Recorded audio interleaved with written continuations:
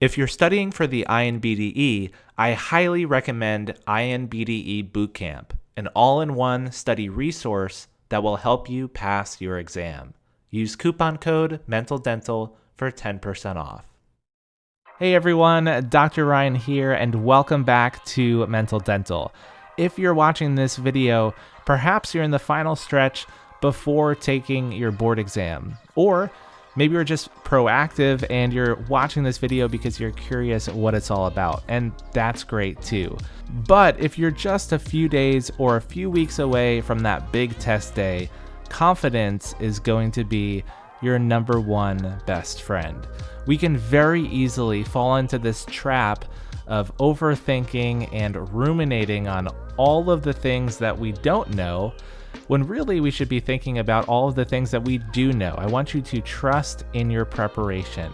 As long as you've been using a high quality comprehensive resource like the Mental Dental Academy or Bootcamp, you've done the work needed. So now it's all about staying calm and applying all of that knowledge. And to help you maximize your test day performance, here are some last minute tips for the INBDE. Number one is to prioritize high yield topics. So first, I want you to focus on these high yield subjects. In these final days, reviewing everything is just not realistic. We have to be strategic. So developmental disorders like ectodermal dysplasia and dentinogenesis imperfecta, these are very, very commonly tested. Pharmacology is another big one, so make sure you're solid on those drug mechanisms of action and all of the indications and contraindications and key interactions between certain drugs.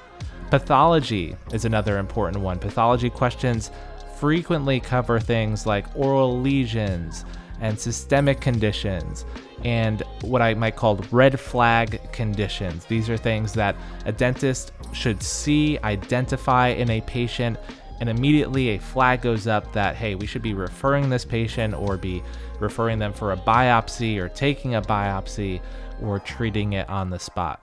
And don't overlook ethics and patient management. These questions appear throughout the entire exam and often include subtle but important details. By the way, I have a video on the most important topics to study for the INBDE, and you can click right up here. I'm going to leave a little link there for that video if you want to check it out later.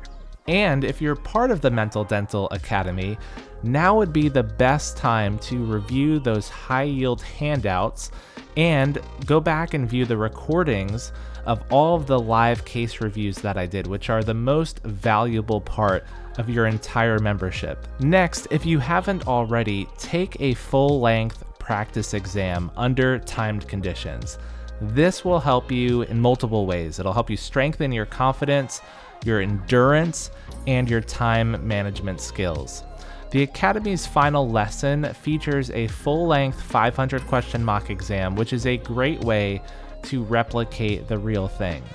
And if you've already done this, that's great, but use practice questions to further refine your approach, especially with those clinical cases. And again, the case reviews that I offer every other week as part of the Mental Dental Academy are a great way to do this. These are case-based scenarios. I'm giving you actual patient cases with extremely relevant, up-to-date practice questions on that case and give you an opportunity to test what you know. Again, that's exclusive at the Mental Dental Academy, link below this video. The INBDE and all board exams for that matter love tricky phrasing. So pay very close attention to qualifiers like most likely versus least likely. I know it sounds simple, but if you're reading too quickly, it's very easy to miss that one very crucial word that will completely change the answer. Another one is best initial step versus definitive treatment. So the exam can test whether you know the difference between immediate management and long-term solutions. So for example, if you have a case with a large carious pulp exposure, the next best step might be a pulp cap or a pulpotomy, but The definitive treatment could be something like a root canal therapy or a tooth extraction. Obviously, all of this is depending on the context of the case, but keep an eye out if they're asking for the best initial step or the definitive treatment option that would be best for the patient. And especially keep your eyes peeled for those sneaky except questions. Each of the following except one, which is the exception. I cannot tell you how often this phrasing trips people up, so don't let it be you. And by the way, if you find yourself second guessing on a question, go with the choice that aligns best with those fundamental principles, those high yield facts that I always talk about, and or the most conservative approach. Don't overthink or read too much into any one question. Your first instinct is usually the right one. Finally, in these last few days, the best thing you can do is prioritize your well-being. Get plenty of sleep.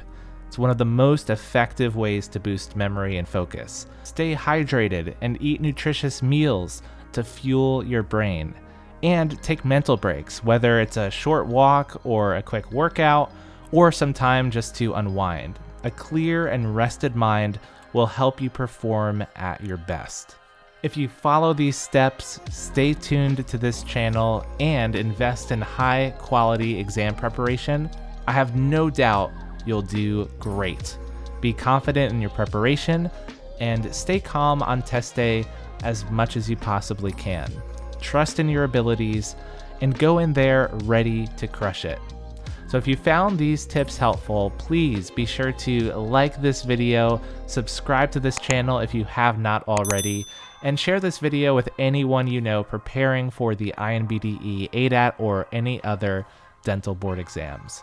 As always, I'm rooting for each one of you.